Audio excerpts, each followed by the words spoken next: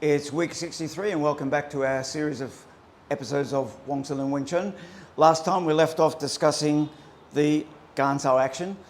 I want to add a little bit more information to that because there's certain consistencies about Wing Chun in terms of when you use techniques one way and sometimes you have to modify them another way. So if I'm freehand defending against, let's say, a low attack to the body with my opponent's arm attack, or even if he threw a kick at mid-level, Gaan Sau is one way I could deflect that. Not necessarily ideal, but it is a means to deflect the kick. I don't need to do any preparatory movement because when the punch comes in, low punch, when the punch comes in, it only requires the cutting action that we've described. If he's throwing, let's say, an uppercut coming on this side, again, all I need is that cutting action.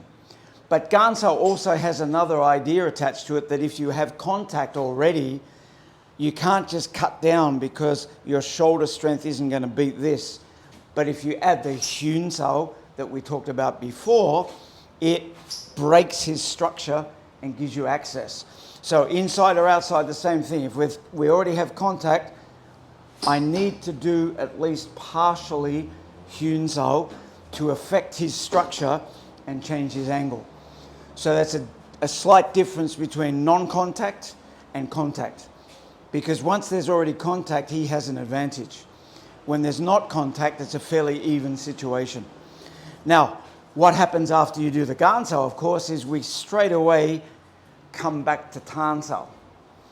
Now, a lot of people would try to interpret that as a literal combination. If I Gaan, I Tan, because they'd say, he did a low punch and now he's doing a high punch, so I've got to come back and do a Tsun Sau.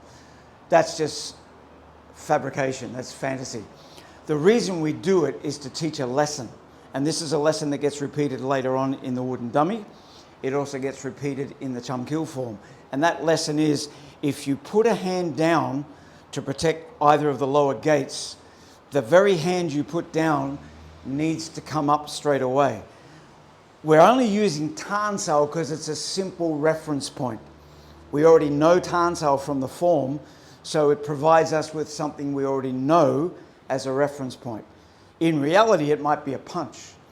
It might be a chum kill fuk sau. It might be a palm strike. It doesn't matter what it is. The reasoning behind it is this. If I put my hand down here to stop that, this hand is probably definitely coming next. I can't try and stop that hand with this hand. It's not going to work.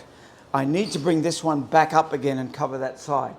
Likewise, if I use the Gaan Sau to stop a kicking action, which is his closest leg? Obviously, Jung's being very careful not to fall over, but that would probably start to fall. But the closest weapon he has now would be either of these hands to hit me. If I try to defend those from here, maybe I can't beat him. But if I get in the habit of after this one coming up again, I can always stop these two hands. And if I want to, after the kick comes, I can hit him straight away. Likewise, if I stopped him on the inside of that kick, either of these hands could come out. This hand may not be able to deal with it straight away. It's crossed. But if I bring this one back, I have a much more likely chance of stopping his attack.